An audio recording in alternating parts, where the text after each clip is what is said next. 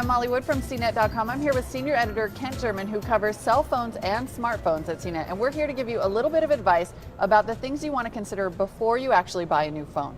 So Kent, what are the main things that you really want to think about when you're shopping? A couple things you should think about. One is how you're going to use the phone. Are you going to use it just for making calls? Or are you going to use it for a lot of text messages, maybe for media or smartphones? So think very carefully about that. Second is your carrier. Do you want to stay with the same carrier you have, or do you want to get a new one? Switching to a new one, of course, you can get a cheaper phone because you're signing a new contract.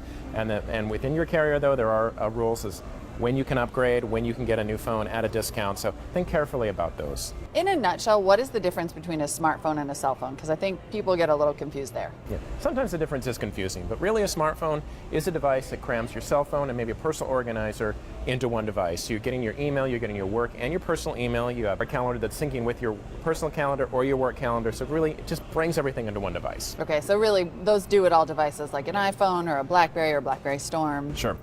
So what do you think are some of the trends that we're seeing in cell phones this year? Obviously, it seems like everybody's doing a touchscreen. Yeah, touchscreen is really big, and it's actually going down into more basic devices. So beyond the iPhone, you're getting it in devices that maybe just have a keyboard or really just are about messaging. Multimedia is big, of course. That's with the iPhone, those third-party apps, of course, as well.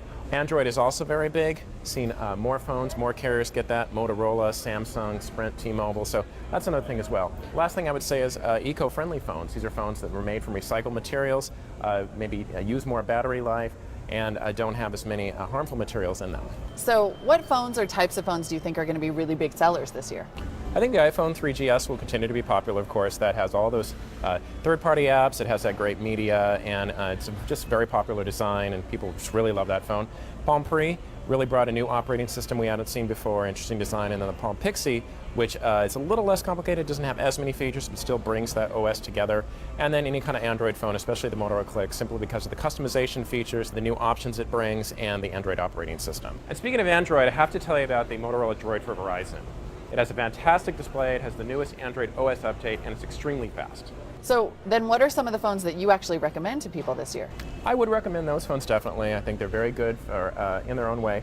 A couple things that I would recommend beyond those, though, is the HTC Touch Diamond 2. It's a very good phone. It's a smartphone, has a lot of features in it. It's kind of a Swiss Army knife, and it has a pretty good design as well. And it's available with all the carriers, so you can get it. You don't have to switch if you don't want to, so that's really nice. Motorola Clutch is a good phone. That's a messaging phone. It's available with Nextel and with Boost Mobile, so you can get your prepaid service, or you can go the contract route and get it with Nextel. Comfortable keyboard, not really high on features, really for making calls and sending messages. I would also go with the Motorola Click as well. That's one of the phones that I think will be a hot seller.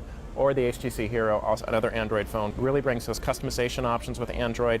Good feature set and very comfortable designs. And then what are some ways to get a good bargain on a phone? Obviously you're going to get a better price if you sign a new contract, but what if you don't want to do that? Are there certain stores? Is online better?